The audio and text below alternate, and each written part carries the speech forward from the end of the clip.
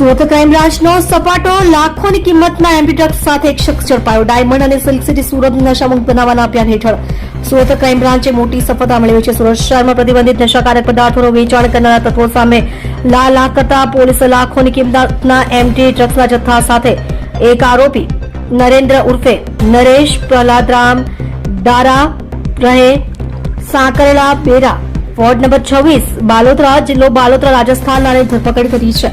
Surat crime branch દ્વારા કરવામાં આવેલી આ કાર્યવાહીમાં કુલ 25.310 ગ્રામ એમ્પી ડ્રગ્સ જપ્ત કરવામાં આવ્યું છે. આંતરરાષ્ટ્રીય બજારમાં આ ડ્રગ્સ અંદાજિત કિંમત રૂપિયા 7,50,000 જેટલી થાય છે. પોલીસને મળેલી ચોક્કસ બાતમીના આધારે વોચ ગોઠવીને આ શખ્સને દબોચી લેવામાં આવ્યો છે. આ સમગ્ર મામલે સુરત પોલીસના ડીસીપી ભાવેશ રોજાએ માહિતી આપતા જણાવ્યું હતું કે પકડાયેલા આરોપી નરેન્દ્ર ઉર્ફે નરેશ પ્રહલાદરામ ડારા વિરુદ્ધ એનડીપીએસ એક્ટ મુજબ ગુનો નોંધીને કાયદેસરની કાર્યવાહી હાથ ધરવામાં આવી છે. આ ડ્રગ્સનો જથ્થો ક્યાંથી લાવવામાં આવ્યો હતો અને સુરતમાં કોને સપ્લાય કરવાનો હતો તે દિશામાં પોલીસે તપાસ તેજ કરી છે. સુરત પોલીસે ડ્રગ્સના નેટવર્કને તોડવા માટે આરોપીને રિમાન્ડ મેળવવાની તજવીજ શરૂ કરી છે. આગામી દિવસોમાં કેસમાં વધુ મોટા ખુલાસા થવાની અને અન્ય શખ્સોની ધરપકડ થવાની પણ શક્યતાઓ સેવાઈ રહી છે.